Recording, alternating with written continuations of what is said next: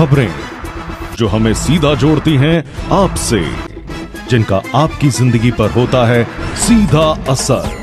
खबर का मतलब है एक भरोसा, और आपका भरोसा है हमारी जिम्मेदारी। ATL टीवी, भरोसा अलवर का। नमस्कार, आप देख रहे हैं ATL टीवी और आपके साथ मैं हूं तोशी। पहले नजर हेडलाइंस पर।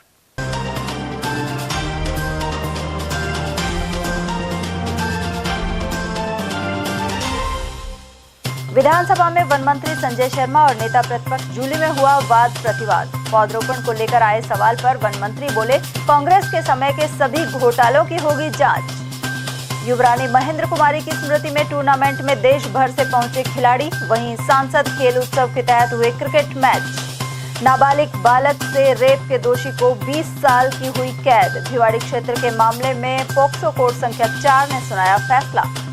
और उपेक्षा का शिकार है ऐतिहासिक सागर जलाशय, पर्यटकों ने जताई निराशा। और अब हेडलाइंस को देखते हैं विस्तार से। राजस्थान विधानसभा में गुरुवार को पौधरोपण के एक मुद्दे पर वाद प्रतिवाद हुआ। इसमें वन मंत्री और अलवर शहर विधायक संजय शर्मा एवं नेता प्रतिपक्ष और अलवर ग्रामीण MLA टीकाराम जूली आमने सामने हो गए। झालवाड़ा से आने वाले MLA सुरेश गुर्जर को मंत्री का जवाब भारी पड़ गया। दरअसल झालावाड़ के खानपुर क्षेत्र के MLA ने पूरक सवाल किया कि खानपुर में आयुर्वेदिक नर्सरी में लाखों पौधे लगाए गए थे, लेकिन एक भी पौधा जिंदा नहीं है। मंत्री जी ने बताया कि जीवित पौधों का जो आंकड़ा दिया गया है वास्तविकता से परे है। सरकार ने जवाब दिया कि झालावाड़ जिले में 5 साल में 26 लाख से ऊपर पौधे लगाए, जिसमें 18 लाख पौधे जीवित हैं, करीब 8 लाख पौधे खराब हो गए हैं। लगभग 13 करोड़ से ज़्यादा की राशि पौधों के वृक्षारोपण में खर्च की गई है। अधिकारियों ने गलत आंकड़े भेजे हैं जो वास्तविकता से परे हैं। आप प्रश्न केवल पूछिए। 10% ही पौधे अभी जीवित हैं। मेरा अध्यक्ष महोदय आपके माध्यम से मंत्री जी से पूरक प्रश्न है कि सरकार द्वारा प्लांटेशन में पौधे लगाने के बाद उनकी सुरक्षा और देखभाल सही तरीके से हो, इसके लिए अधिकारियों द्वारा किस प्रकार से निरीक्षण किए जाते हैं? यदि हाँ, तो इतनी बड़ी संख्या में पौधे खराब होने के क्या कारण है? क्या सरकार जांच कराकर दोषी अधिकारियों के खिलाफ कार्रवाई करने का विचार रखती है? उधर इसके जवाब में वन मंत्री संजय शर्मा ने नेता प्रतिपक्ष की ओर इशारा करते हुए कहा कि ये पौधे आपकी सरकार के समय लगाए गए थे, फिर भी हम मुख्यमंत्री के नेतृत्व में इसकी जांच करा लेंगे। यही नहीं, कांग्रेस सरकार के समय के अन्य घोटालों की जांच भी कराएंगे। इसी बीच नेता प्रतिपक्ष ने खड़े होकर टोक दिया कि क्या आप इतने सक्षम हैं कि सब जांच कराएंगे? इसके जवाब में वन मंत्री ने नेता प्रतिपक्ष को भी करारा जवाब दिया और कहा कि वे कानों की डांट खोलकर बैठा करें। उन्होंने यह कहा है कि मुख्यमंत्री भजनलाल शर्मा के नेतृत्व में कांग्रेस सरकार के समय के सभी घोटालों की जांच कराएंगे।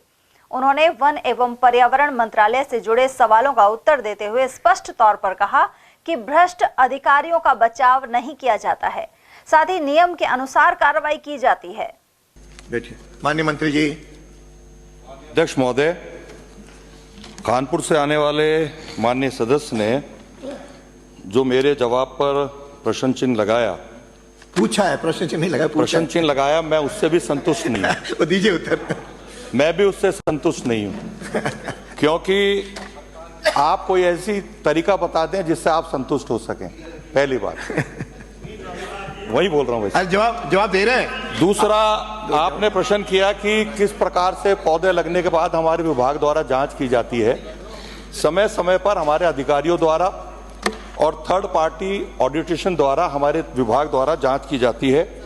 और मुझे बताते हुए खुशी है कि जो चिंता माननीय सदस्य ने सदन के अंदर व्यक्त की है, हमारे यशस्वी मुख्यमंत्री आदरणीय भजनलाल जी के नेतृत्व में हमने इस वर्ष 3 प्रकार की जांच एजेंसियां के माध्यम से पौधारोपण की जांच हम कराएंगे, जिसके लिए मैं आपके अनुमति से इस सदन के बीच में रखना चाहूंगा Centre for Development Communication and Studies, Indian Institute of Forest Management और AFRI Jodhpur, ARD Forest Research Institute, दो तो सरकार की, भारत सरकार की और राजस्थान सरकार की एजेंसी है।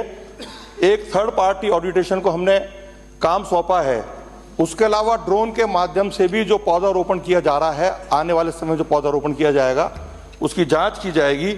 और मैं सदन को विश्वास देता हूं कि इन 3 अलग अलग एजेंसियों से अलग अलग संभागवार पौधारोपण की जांच होगी। तीनों हमारे जो 7 संभाग हैं उसमें अलग अलग ये तीनों एजेंसी जांच करेंगे।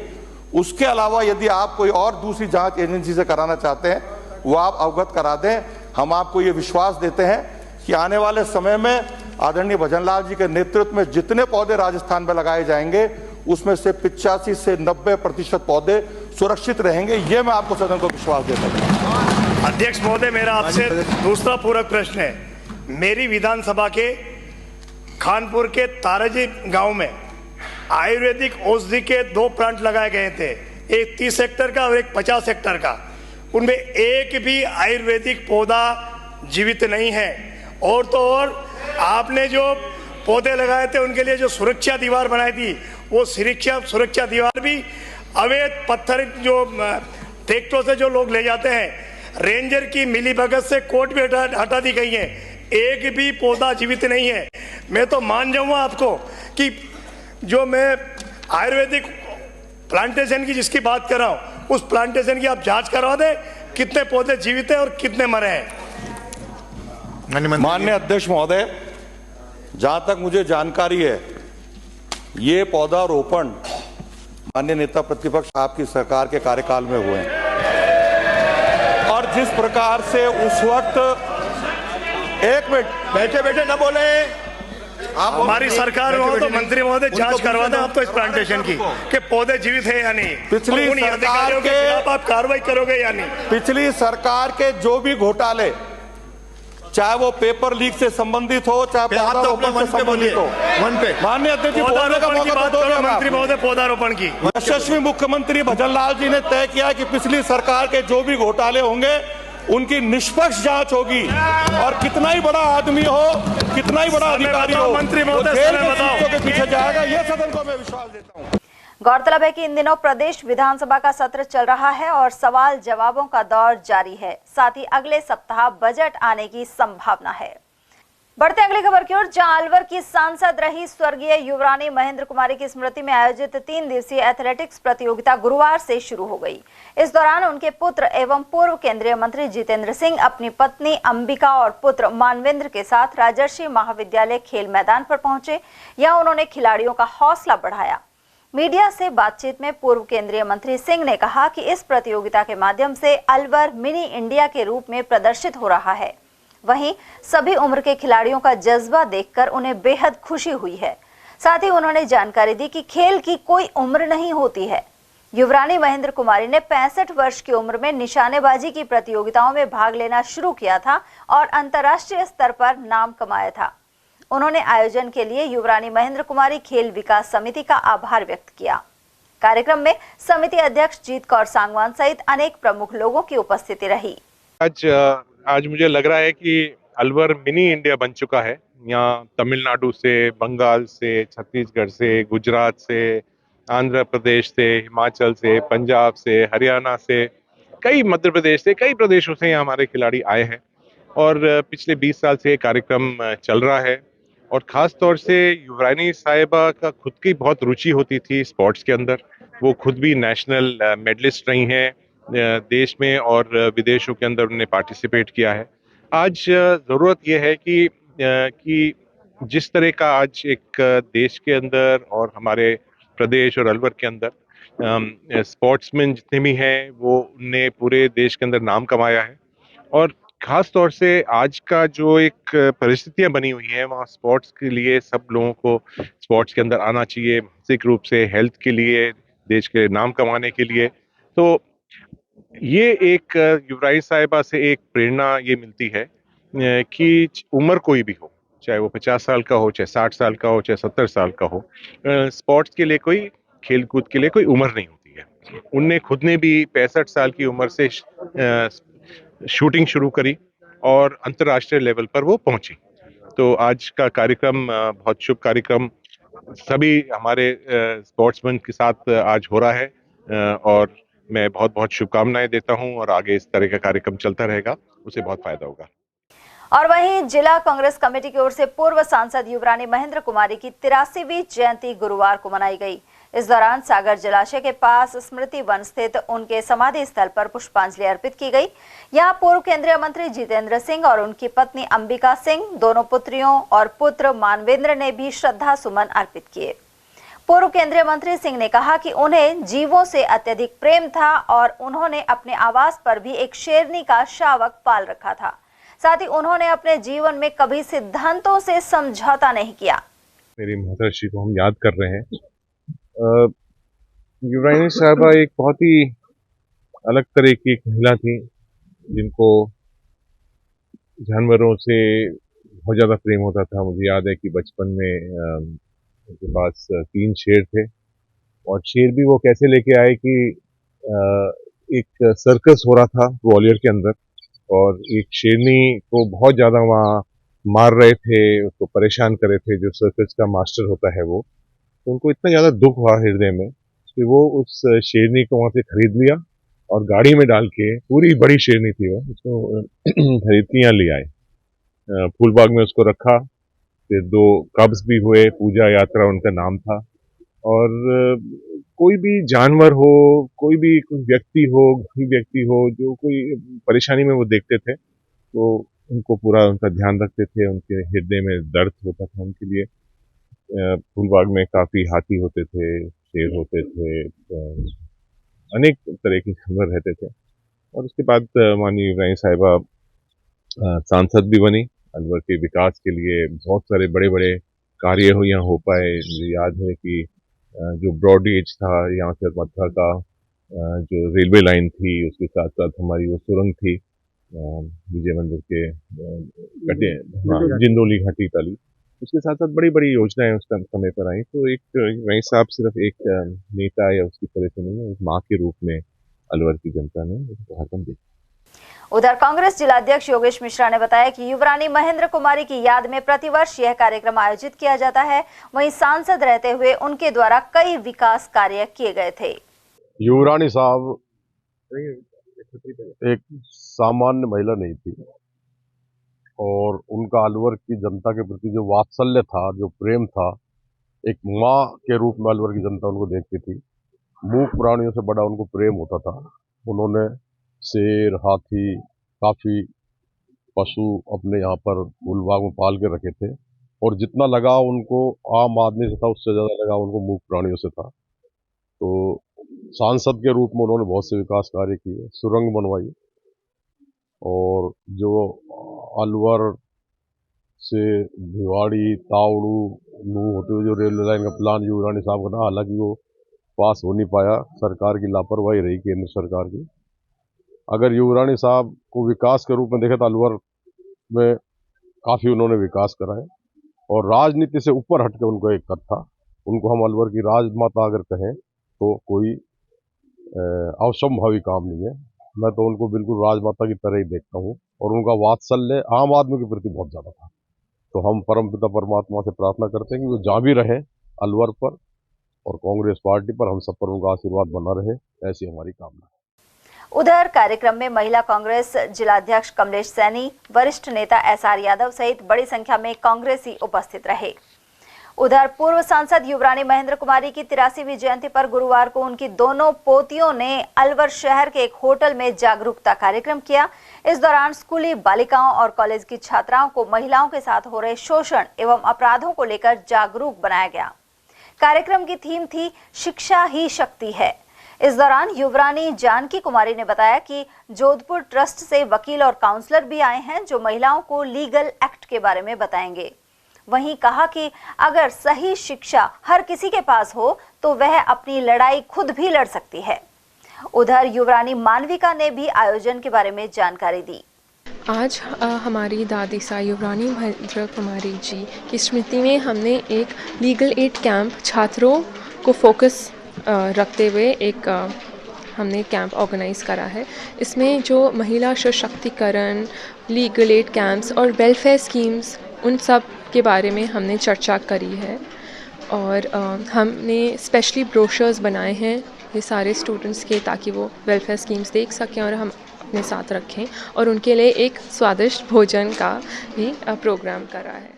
हमने ये अभियान शुरू करा है और हर साल हम अपनी दादी साहब की जयंती पर नए नए टॉपिक, नए नए मुद्दे डिस्कस करेंगे। और आज मैंने मुफ्त की लीगल सर्विसेज के बारे में बात करा, विवाद का वैकल्पिक समाधान कैसे हो सकता है, जो छोटे मोटे मनमुटाव होते हैं वो मध्यस्थता के द्वारा, बातचीत के द्वारा हम ऑल्टरनेटिव डिस्प्यूट रेजोल्यूशन से भी अपना हल निकाल सकते हैं। और ये बहुत ही इम्पॉर्टेंट चीज़ जो मुझे महिलाओं को बतानी थी कि हर महिला मुफ्त की लीगल सर्विस की हकदार है, वो अमीर हो या गरीब हो, हम सब का ये हक है। ये हमारे लीगल सर्विस अथॉरिटीज़ एक्ट में लिखा हुआ है और ये हमारे राज्य का पूरा कर्तव्य है कि ये मुफ्त की लीगल सुविधाएं हम सब विमेन को स्पेशली दें। और स्पेशली ये विमेन सेंट्रिक है for the women, and hopefully नए नए मुद्दे हम अगले साल भी उठाएं। और हमारे पास समाली ट्रस्ट से भी, जोधपुर में जो समाली ट्रस्ट है उससे हम एडवोकेट और काउंसलर भी यहाँ पर हमारे साथ आए हैं।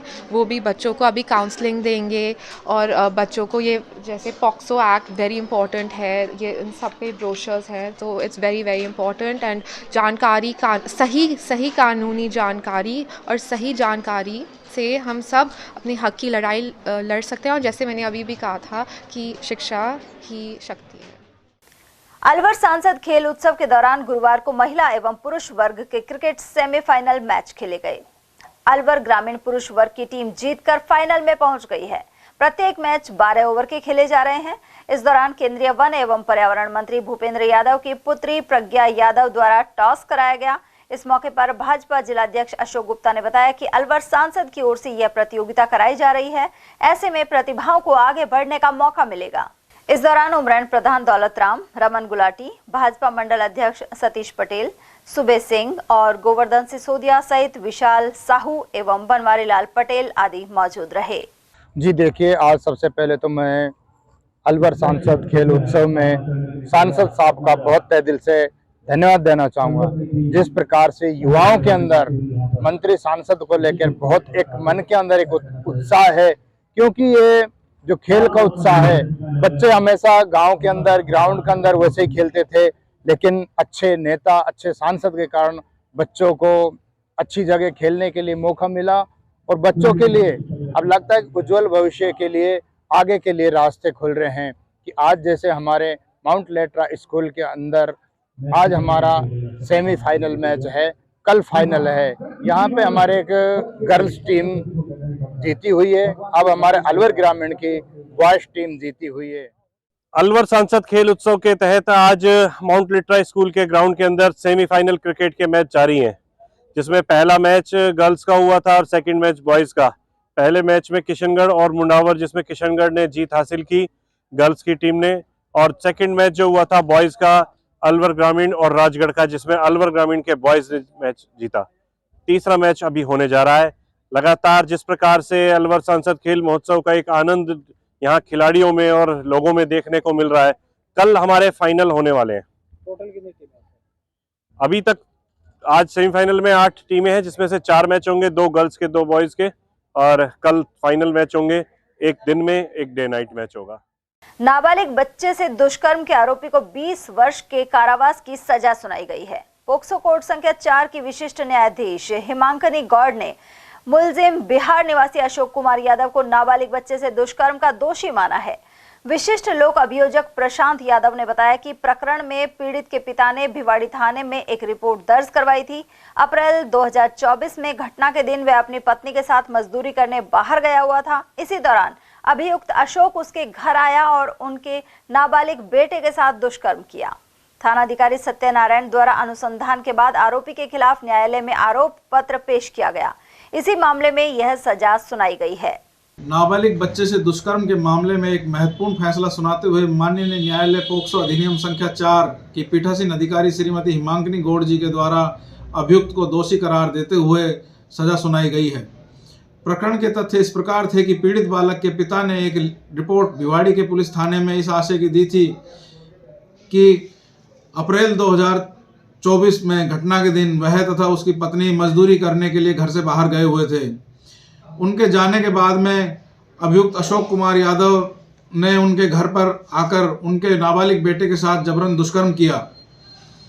इस घटना की तत्कालीन थानाधिकारी सत्यनारायण जी द्वारा गहनतापूर्वक अनुसंधान करते हुए समक्ष साक्ष्यों को एकत्रित कर न्यायालय में आरोपी के खिलाफ एक आरोप पत्र पेश किया गया।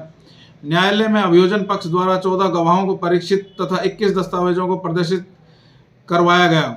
न्यायालय द्वारा दोनों पक्षों को सुनवाई का पर्याप्त अवसर देने के उपरांत पोक्सो अधिनियम की धारा 5M/6 के अपराध के लिए आरोपी अशोक कुमार को दोष सिद्ध करार देते हुए 20 वर्ष का कठोर कारावास तथा 32,000 रुपए अर्थदंड से दंडित किया गया है। अलवर शहर का ऐतिहासिक सागर जलाशय दुर्दशा का शिकार बना हुआ है। यहाँ काफी संख्या में पर्यटक घूमने आते हैं, लेकिन जलाशय में गंदगी को देखकर निराश हो जाते हैं।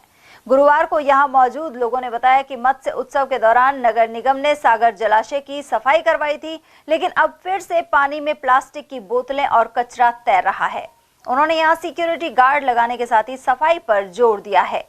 ये बिल्कुल गंदी कर रहा है कि खाने पीने का सामान सारा इसमें डालते हैं, मतलब जो भी चुग्गा वगैरह हुआ और खाने पीने का आटा वगैरह हुआ ड्रिंक करके इसमें फेंक देते हैं, स्मोकिंग फेंक देते हैं, मतलब पूरा गंद मचा रखा है इसमें। तो यहाँ गार्ड वगैरह की व्यवस्था नहीं है? कुछ गार्ड वगैरह की व्यवस्था सब है पर ध्यान कोई नहीं देता है।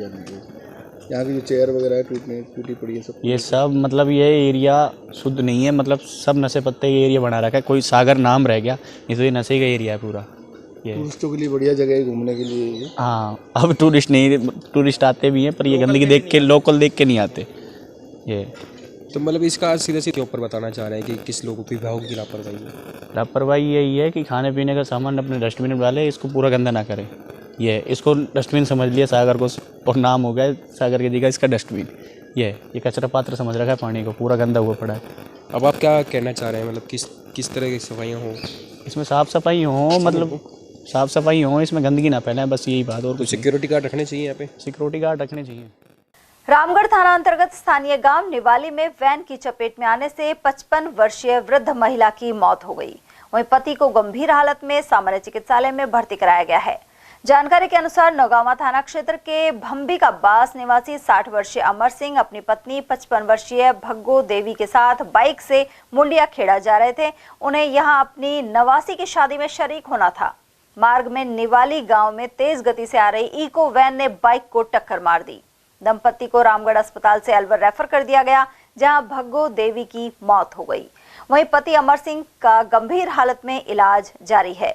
उधर रामगढ़ पुलिस ने पोस्टमार्टम करवाकर शव परिजनों को सुपुर्द कर दिया है।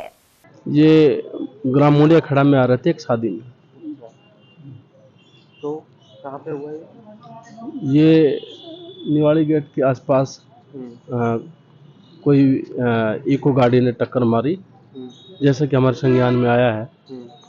और वहाँ से फिर इनको रामगढ़ एम्बुलेंस के द्वारा पहुँचाया गया और वहाँ से रामगढ़ से इनको अलवर रेफर कर दिया, जिसमें वो भवानी देवी की तो हेड इंजरी से मौत हो गई और वो अमर सिंह जी है जो एडमिट है हॉस्पिटल में। उनके भी ज़्यादा चोट लगी? हाँ, उसके भी हेड में, सिर में चोट।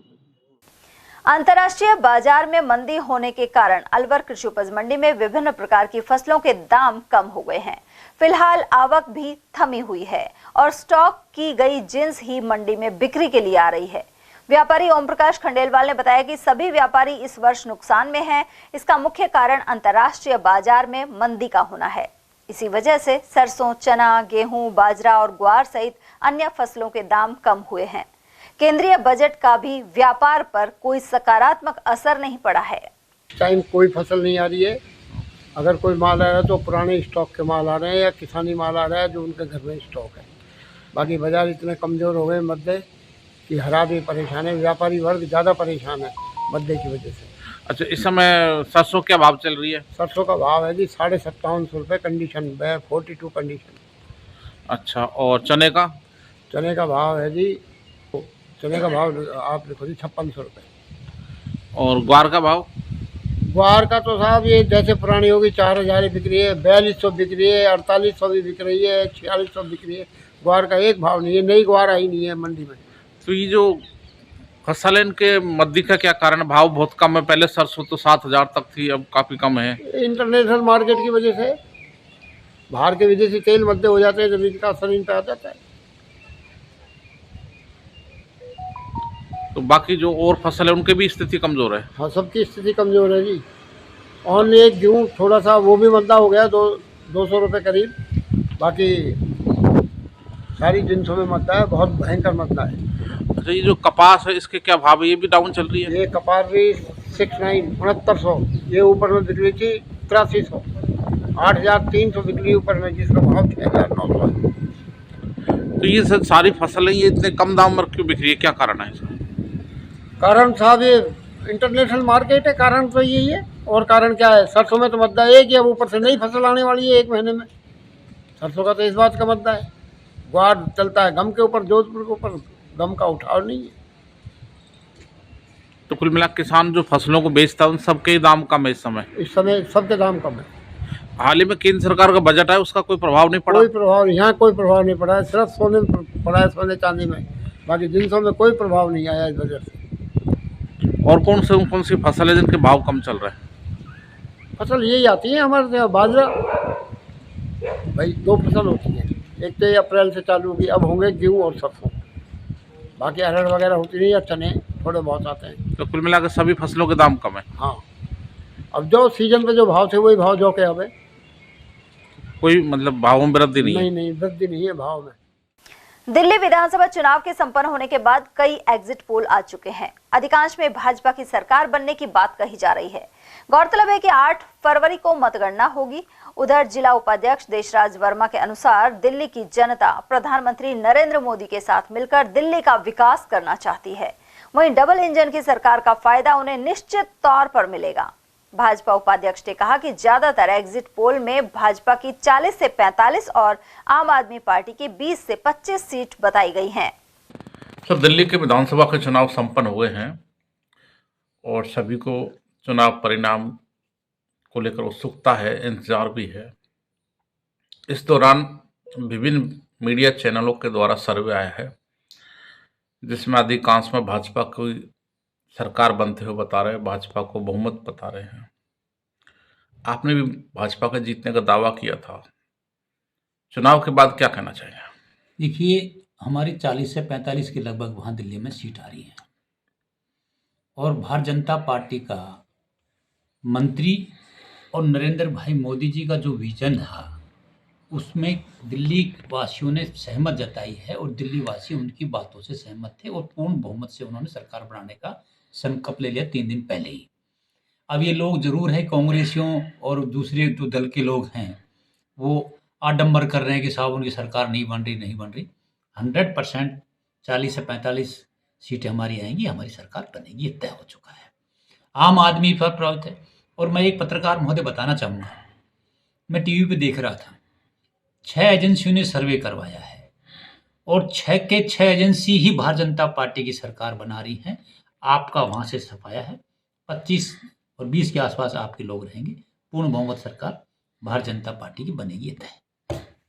सर, दिल्ली में अगर भाजपा की सरकार बनती है तो क्या डबल इंजन की सरकार बन जाएगी? दिल्ली सरकार और भारत सरकार मिलकर तो क्या दिल्ली का प्रदूषण पर नियंत्रण हो पाएगा? और दूसरा सवाल ये है कि जो जमुना सफाई पर बहुत ज़्यादा बहस हुई, मुद्दा चुनाव में रहा, क्या जमुना की सफाई करने में डबल इंजन की सरकार कामयाब होगी? दिल्ली के लोगों के लिए 2 बड़ी बातें हैं, मुद्दे हैं, समस्याएं हैं, क्या कहना चाहिए? देखिए, दिल्ली की जनता ने तय कर लिया था कि मोदी जी के साथ खड़े रहने में फायदा है और जब डबल इंजन की सरकार बन रही है तो देखिए विकास में गति तो लगती है। जब केंद्र सरकार और राज्य सरकार दोनों एक पार्टी की होती हैं तो विकास में 4 चांद लगते हैं, विकास में गति आती है, ये तय है। और आज का युवा और बुजुर्ग और काश्तकार और आम आदमी इस बात से सहमत था, तभी भारतीय जनता पार्टी की सरकार के साथ वो खड़े हुए। और मैं बताना चाहूँगा कि मोदी जी का जो शासनकाल आपने देखा है कि गंगा सफाई की बात आप कर रहे हैं और आप पूरे देश की बात कर रहे हैं, कहीं कोई घपला नजर आया कि? जब और सरकारें थी तो आए दिन कोई न घपले की खबर आती थी, लेकिन मोदी निष्पक्ष आदमी है, वो सोचता है, वो करता है, इसीलिए कहा है कि मोदी जी है तो मुमकिन वाली बात है। सर, जमुना नदी का पानी जहर से भी ज़्यादा खतरनाक हो चुका है, लोग वहाँ नहाते भी हैं और अन्य उपयोग भी ले लेते हैं कभी कभार। तो मेरा सवाल ये है कि जमुना की गंगा की सफाई और दिल्ली का प्रदूषण क्या इस पर नियंत्रण हो पाएगा? देखिए, ये भविष्य की बात है, लेकिन भारतीय जनता पार्टी अपने कार्य में और अपने वचन में कर्मबद्ध है। अगर ऐसा हमारा विचार है, हम इस कार्य को सफल करने का पूरा प्रयास करेंगे और दिल्ली में सरकार बनते ही अच्छा शासन और सब पर ध्यान दिया जाएगा, ये हमारा विश्वास है। अशोक गुप्ता हाल ही भाजपा अलवर दक्षिण के फिर से जिलाध्यक्ष बने हैं। उन्होंने मुख्यमंत्री भजनलाल शर्मा से मुलाकात की, जिन्होंने उन्हें बधाई दी। इसके अलावा जिलाध्यक्ष गुप्ता ने केंद्रीय मंत्री एवं अलवर सांसद डॉक्टर भूपेंद्र सिंह यादव से भी भेंट की। इस अवसर पर संगठन को मजबूती के साथ आगे बढ़ाने पर चर्चा की गई। अलवर में 60 फीट रोड स्थित वार्ड 55 में मोबाइल टावर का विरोध जारी है। स्थानीय निवासी गुरुवार को जिला कलेक्टर से मिले एवं ज्ञापन देकर मामले से अवगत करवाया। लोगों ने बताया कि मोबाइल टावर लगने की वजह से उसकी विकिरण से काफी परेशानी का सामना करना पड़ेगा, साथ ही बीमारियां फैलेंगी। ऐसे में टावर पर रोक की मांग उठाई गई है। मैं ज्योति अलग अंतर्राष्ट्रीय मानवाधिकार सुरक्षा संगठन से जिला सचिव हूँ। हम यही चाहते हैं कि वहाँ जो भी मध्यम वर्ग के लोग रह रहे हैं, उनकी सुरक्षा है तो ये टावर नहीं लगना चाहिए। अगर ये टावर लगता है तो ये एक बड़ा रूप ले लेगा। टावर लगने के बाद जो लोग वहाँ पर परेशान हैं, हम लोग आगे चाहेंगे तो इसके लिए धरना प्रदर्शन जो भी करना पड़ेगा हम करेंगे। लेकिन हम यही चाहेंगे कि हमें इन सब की जरूरत नहीं पड़े, टावर सरकार के द्वारा वैसे ही कैंसिल कर दिया जाए कि यहाँ ना लगे। उन लोगों के सपोर्ट के लिए हम प्रशासन का सहयोग चाहते हैं। हम वार्ड 55 से आए, इसमें मोबाइल टावर लगाया जा रहा है, जिसकी सब लोग मना कर रहे हैं पूरे गली के। इसमें क्या साइड इफेक्ट ज़्यादा है, कोई राजी नहीं है लगवाते। और मकान मालिक खुद तो रहते नहीं है वहाँ पे, कभी कुछ ये सब नया नया चलता रहता है। आपने पहले भी काफी बार विरोध किया? हाँ, यस, हम आए थे पहले भी, अभी तक कोई कार्रवाई नहीं हुई है, ना कोई आदेश जारी किए। आज हम लोग आदेश जारी कराने के लिए आए कि यहाँ पे ये टावर नहीं लगाया जाए। अगर टावर लगता है तो क्या आगे की कार्रवाई रहेगी? आगे की कार्रवाई ये है कि सब विपक्ष में नहीं करा जाए। ये अलवर के कृषि उपज मंडी में विशाल भंडारे का आयोजन किया गया। इसमें बड़ी संख्या में लोगों ने प्रसाद ग्रहण किया। मंडी व्यापारी राम अवतार गुप्ता ने बताया कि FV ब्लॉक में पहली बार विशाल भंडारे का आयोजन किया गया है। कृषि उपज मंडी समिति की ओर से यह आयोजन संपन्न हुआ। आयोजन किया है, हमारा ब्लॉक है, ठंडी ब्लॉक है। आज भंडारे का क्या हुआ है, भंडारे का इसमें क्या है कि पलदार है, मजदूर लोग है, मुनीम है, सब प्रसाद वितरण किया जा रहा है। ये व्यापार समिति है, अपनी कृषि मंडी में व्यापार समिति व्यापारियों ने मिलकर ये प्रोग्राम किया। कब तक चलेगा ये प्रोग्राम हमने शुरू किया था 8:30 बजे, 2 बजे चले, 2 बजे तक। कितने लोगों का बन गया? ये लगेगा 15 से 2000 के आसपास से गरीब लोगों के लिए कराया। ये पलदार है, कोली के हैं, भांड बस्ती है, सब अपने जो भी है आसपास के क्षेत्र है गरीब लोगों के लिए, उनके लिए प्रसाद वितरण किया। अलवर के ब्रह्मचारी मोहल्ला स्थित श्याम मंदिर में 14 से 18 फरवरी तक शाम मेले का आयोजन होगा।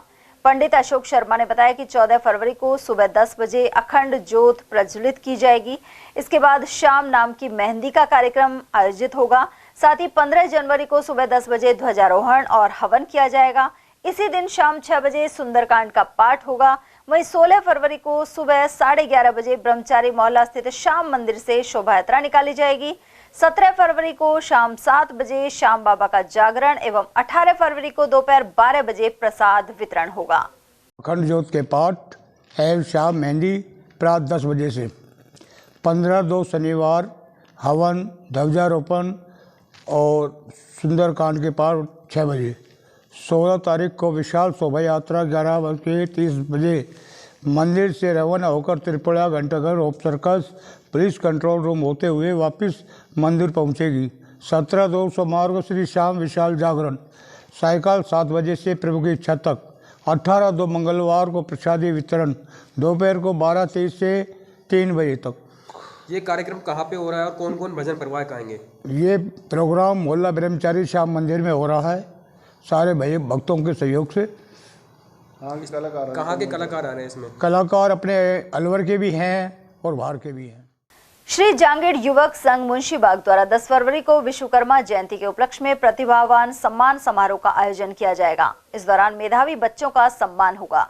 मंदिर समिति के अध्यक्ष अशोक शर्मा ने बताया कि 9 फरवरी को दोपहर 2 बजे 6 से 15 साल के बच्चों की चित्रकला प्रतियोगिता होगी। इसी दिन शाम को 6 बजे सुंदरकांड पाठ का आयोजन किया जाएगा। 10 फरवरी को सुबह 7 बजे हवन यज्ञ के साथ ही 10 बजे कंट्रोल रूम के पास जांगीर धर्मशाला से शोभा यात्रा निकाली जाएगी। विश्वकर्मा जयंती के अवसर पर 10 तारीख को ये शोभा यात्रा निकलेगी, जो कि पुलिस कंट्रोल रूम के पीछे जांगीर धर्मशाला से प्रारंभ होकर मन्नी का बड़, नगर परिषद, पंसारी बाजार, होप सर्कस, बजेरे बाजार, त्रिपोलिया होती हुई मुंशी बाग मंदिर पर पहुंचेगी। इस कार्यक्रम के तहत 9 तारीख को सुंदरकांड के पाठ होंगे शाम को 5 बजे से। उसके पश्चात 9 तारीख को ही दिन में 2 बजे बच्चों की चित्रकला प्रतियोगिता होगी। 10 तारीख को शोभा यात्रा के बाद प्रतिभावान बच्चों के सम्मान में कार्यक्रम होगा।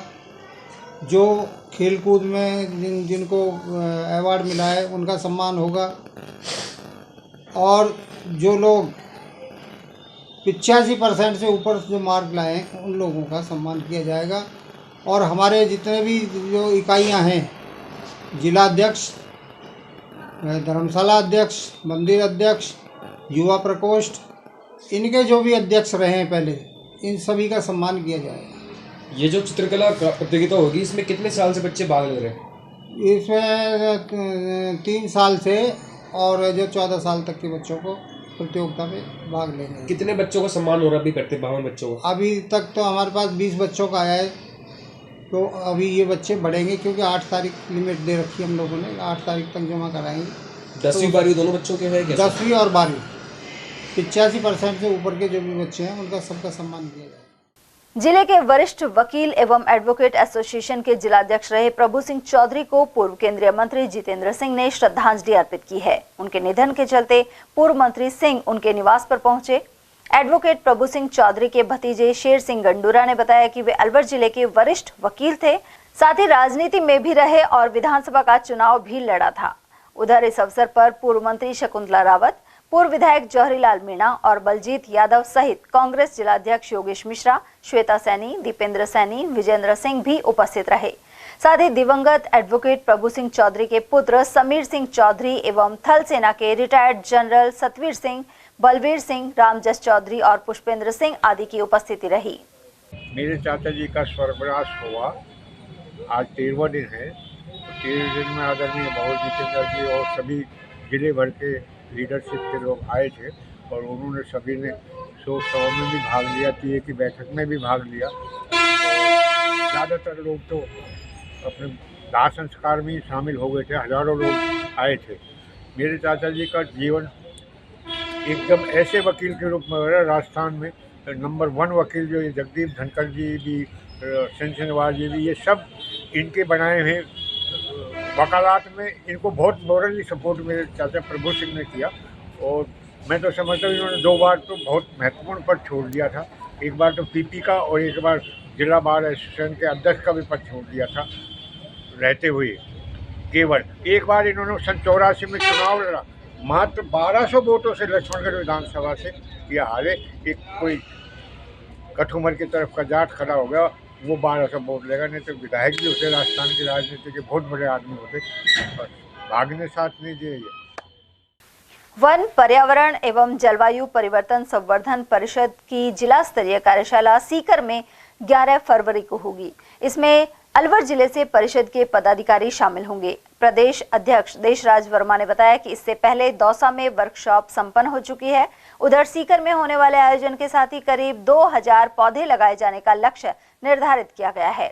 पर्यावरण के प्रति जागरूक करने के लिए यह सम्मेलन आयोजित किए जा रहे हैं।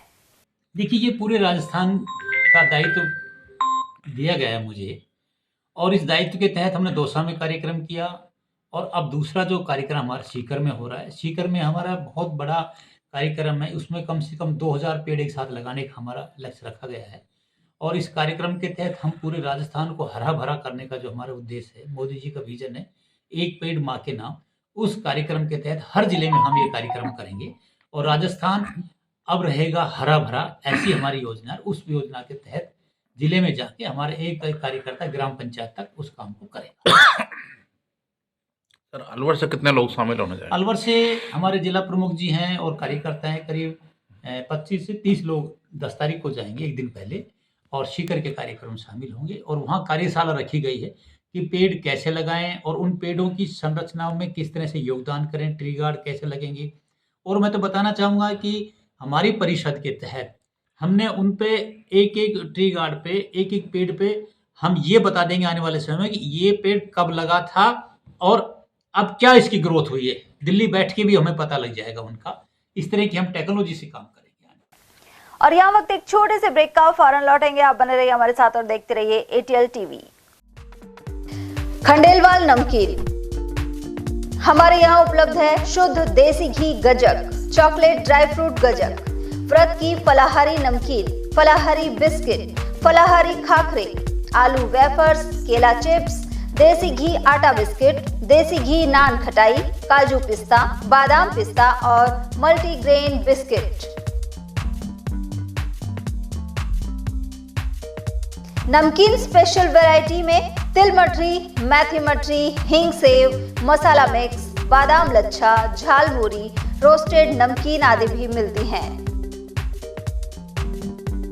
हमारे यहाँ अनेक प्रकार के हेल्दी स्नैक्स भी मिलते हैं। पालक चिप्स, मूंग दाल चिप्स, मखाना चिप्स, चुकंदर चिप्स और आटा एवं सूजी के गोलगप्पे, कचौरी, समोसा, मठरी, चाट पपड़ी और रोस्टेड अलसी मठरी भी मिलती है।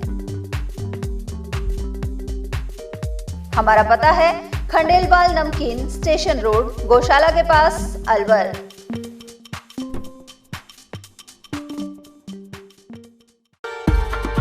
अलवर शहर में पहली बार एक ही छत के नीचे sports goods and sports wear का एकमात्र showroom, stronger sports and wear, Dena bank के सामने, बस स्टैंड रोड, अलवर।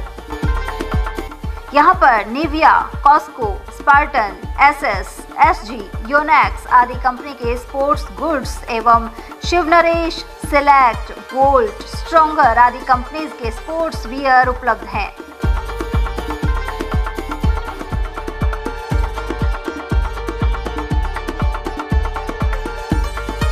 यहाँ टीम के लिए स्पोर्ट्स किट और ट्रैक सूट एवं हाउस टी-शर्ट्स भी तैयार कराए जाते हैं। एक बार अवश्य पधारें। Contact number Ashok Kumar 9460374217, Ajay Kumar 9414890908। अलवर शहर का सबसे खूबसूरत banquet hall the Shehnai resort.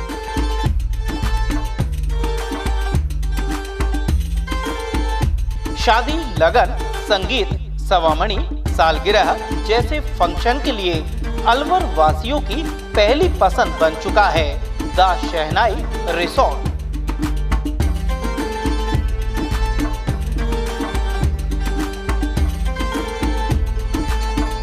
इसमें कवर्ड मंडप, 25 आधुनिक कमरे, छोटा पार्टी हॉल व रेस्टोरेंट भी है।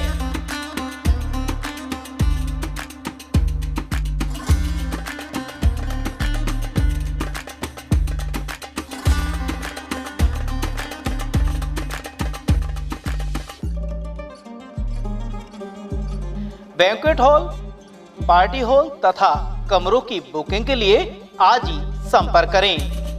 झंकार होटल के पीछे near Hanuman circle, Delhi road, Alwar. 8094126636 and 8118822488।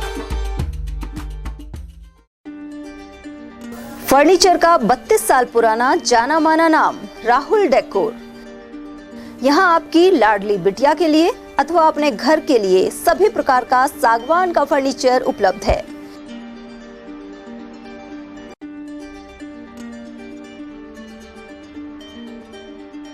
Double bed, dressing table, sofa set सागवान एवं कपड़े वाले तथा सेंटर टेबल, भट्टी कलर, स्टील अलमारी, ब्रांडेड एवं सॉफ्टी फोम के गद्दे आपकी नाप तोल से बनाए जाते हैं।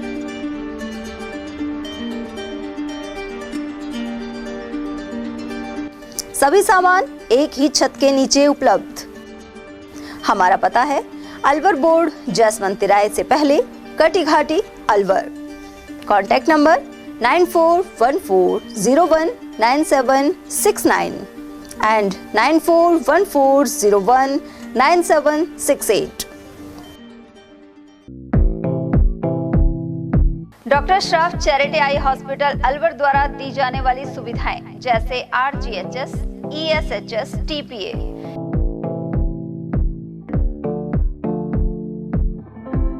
इसके अलावा registration, OPD service, OT ward, store एवं अलवर जिले में first time low vision clinic की सुविधा दी जा रही है।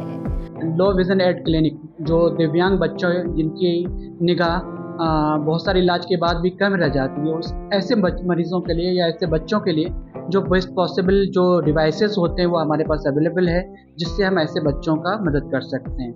ऑप्थेल्मोलॉजी डॉक्टर द्वारा चिन्हित मरीज लो विजन क्लिनिक की सुविधा उठा सकता है। हमारे यहाँ विभिन्न प्रकार की जांचें जैसे OCT, RFNL, VFA, V scan, YAG laser, A scan की सुविधा उपलब्ध है। हमारा पता है doctor Shroff charity eye hospital, Subhash Nagar, NEB road, Alwar, Rajasthan. Contact number 014423705559। हीरे, सोने, चांदी के जेवरातों के विक्रेता दुर्गा प्रसाद सुनील दत्त ज्वेलर्स, बजाजा बाजार, अलवर।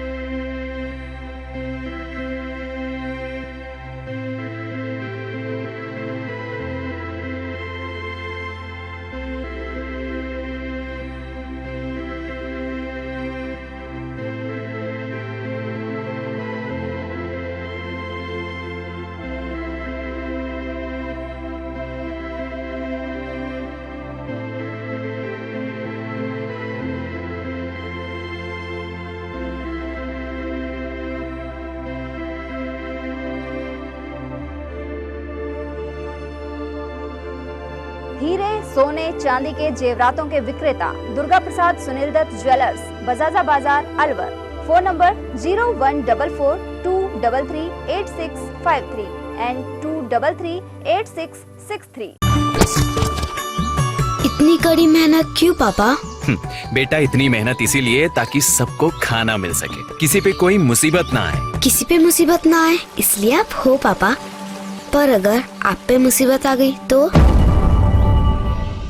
अब पाए फसल बीमा केवल 3 आसान स्टेप्स में। क्षेमा सुकृति फसल बीमा। कॉल करे और कराए 100 से भी ज्यादा फसलों की बीमा 499 रुपए प्रति एकड़ में। ब्रेक के बाद एक बार फिर आप सभी का स्वागत है।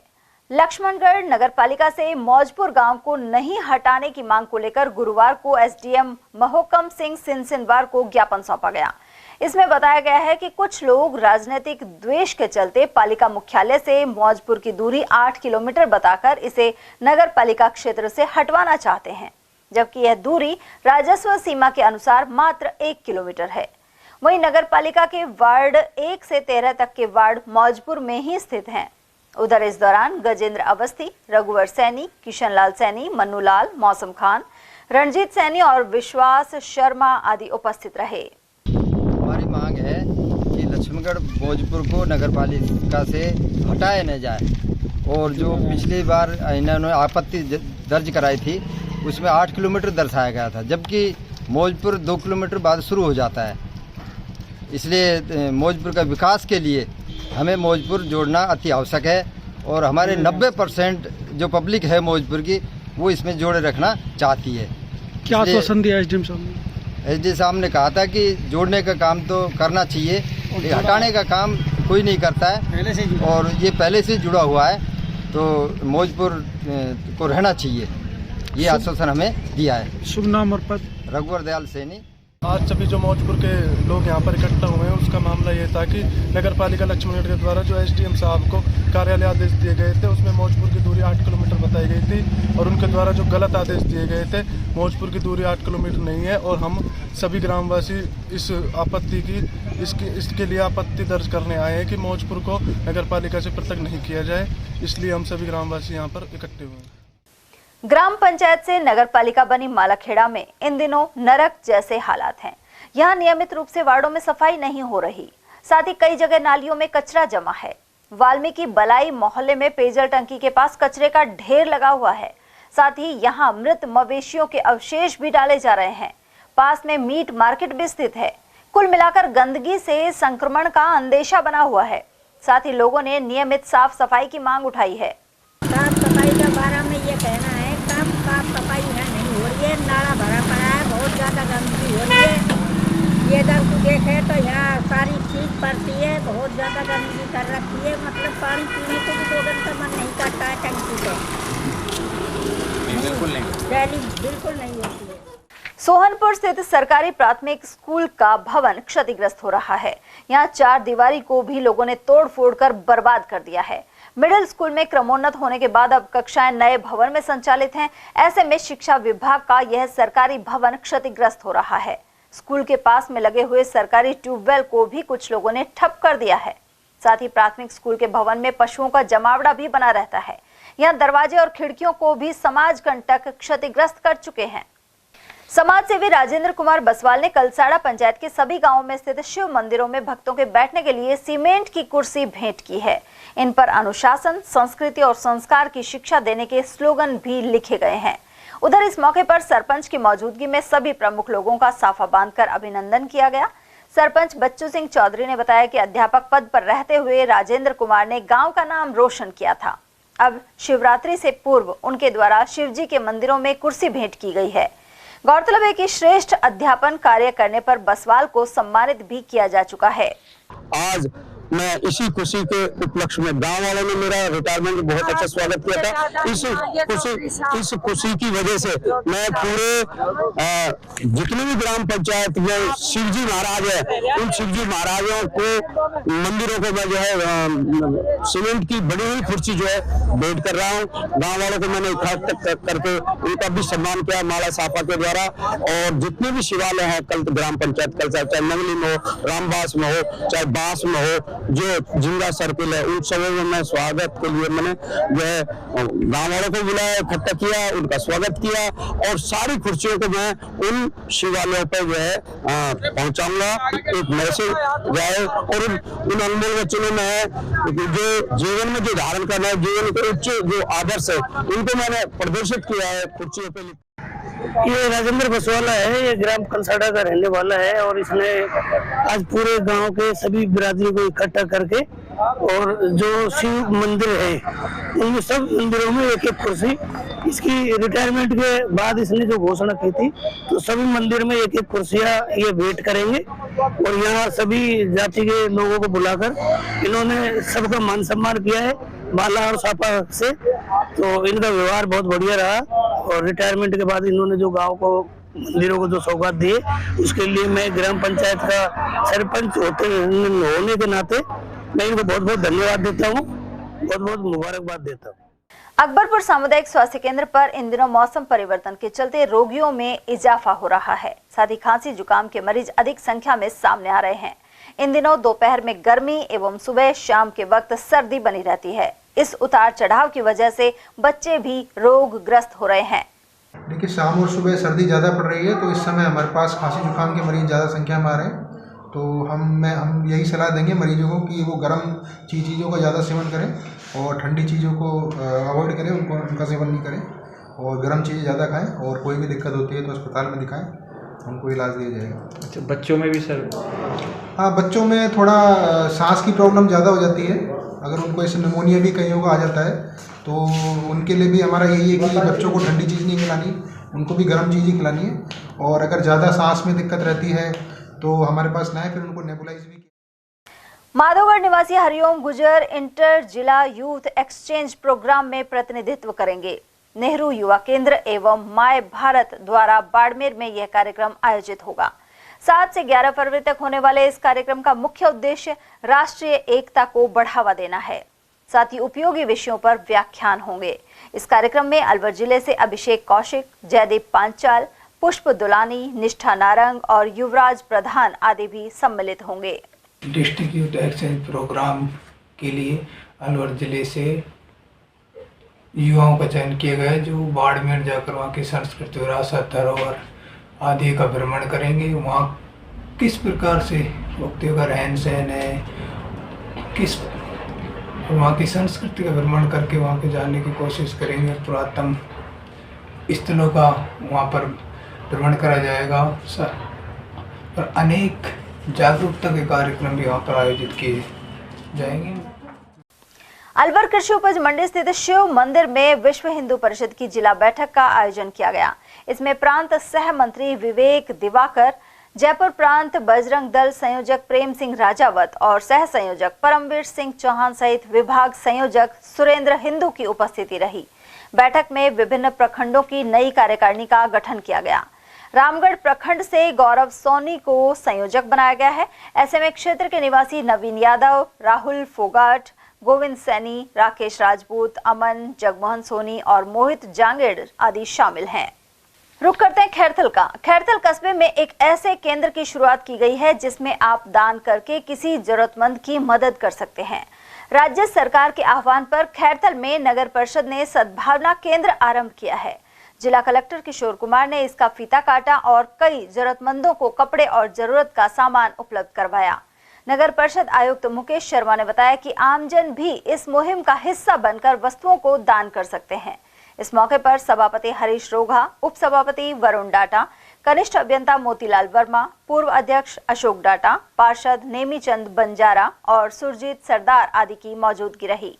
माननीय मुख्यमंत्री जी के द्वारा बजट घोषणा में मुख्यमंत्री सद्भावना केंद्र की शुरुआत की गई थी, जिसकी पालना में आज श्रीमान जिला कलेक्टर महोदय जी के द्वारा नगर परिषद खैरथल क्षेत्र में 2 सद्भावना केंद्र हमारे द्वारा शुरू किए गए हैं। सद्भावना केंद्र का मुख्य उद्देश्य नागरिकों द्वारा अपनी वस्तुओं को दान करने का एकमात्र स्थान, जो अनुपयोगी वस्तुएं हैं वो किसी भी व्यक्ति के लिए विशेष उपयोगी साबित हो सकती है, जैसे कपड़े, जूते, चप्पल, कोट, कंबल, बेंच, इलेक्ट्रिक सामान, पंखे, सजावटी सामान, कॉपी, किताबें, पेन आदि कोई भी अनुपयोगी सामान है वो हमारे नगर पालिका कार्यालय में एवं इसके साथ ही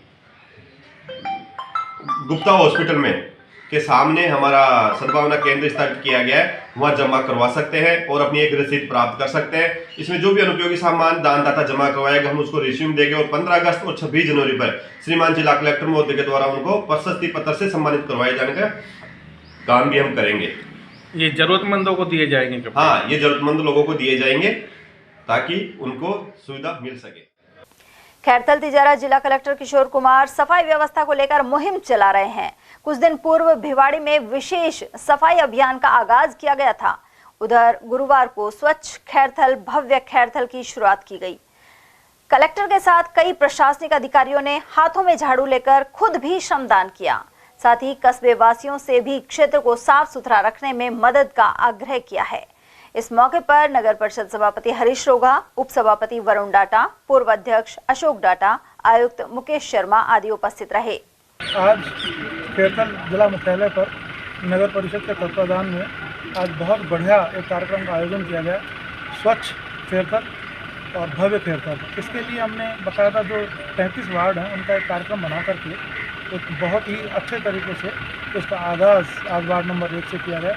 सारे पार्षदगण, चेयरमैन साहब, कमिश्नर साहब मेरे साथ उपस्थित रहे, गणमान्य नागरिक भी आए और एक एक करके हम लगभग 28 फरवरी तक पूरा खैरथल अच्छी तरीके से चमका देंगे। इसके अलावा भी इस प्रोग्राम को सतत प्रयासों के साथ सतत प्रकार से चलाया जाएगा ताकि एक बार जो अभियान शुरू हुआ उसका आगाज़ लगातार निरंतर चलता रहे और सफाई की व्यवस्था यहाँ पर और अच्छी हो। मुंडावर पुलिस ने लूट का प्रयास करने की वारदात का खुलासा किया है। थानाधिकारी महावीर सिंह ने बताया कि 3 आरोपी पकड़े गए हैं। इनमें ततारपुर क्षेत्र के पुनीत कुमार मीणा, सुनील और अंगद कंजर शामिल हैं। साथ ही घटना में इस्तेमाल मोटरसाइकिल बरामद कर ली गई है। इस टीम में एएसआई राजवीर और अन्य पुलिसकर्मी शामिल रहे। खैरथल तिजारा जिला कलेक्टर किशोर कुमार की अध्यक्षता में गुरुवार को जिला सचिवालय में डीएचएस की बैठक संपन्न हुई। इस दौरान उन्होंने स्वास्थ्य केंद्रों के लिए भूमि आवंटन सहित विभाग द्वारा चलाई जा रही योजनाओं की समीक्षा की। साथ ही आयुष्मान आरोग्य योजना के तहत दवाओं की उपलब्धता सुनिश्चित करने के निर्देश दिए। साथ ही संस्थागत प्रसव संख्या बढ़ाने और मौसमी बीमारियों पर नियंत्रण की हिदायत दी। जिला कलेक्टर ने जिले को टीबी मुक्त करने की दिशा में कार्य करने के निर्देश भी दिए हैं। बैठक के दौरान सीएमएचओ अरविंद गेट और ब्लॉक सीएमएचओ सहित अस्पतालों के पीएमओ उपस्थित रहे।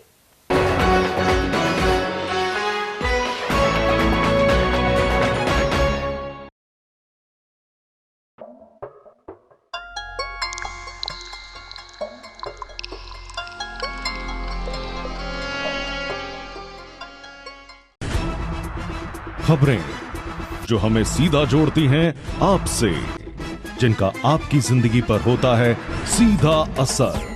खबर का मतलब है एक भरोसा, और आपका भरोसा है हमारी जिम्मेदारी। ATL TV, भरोसा अलवर का।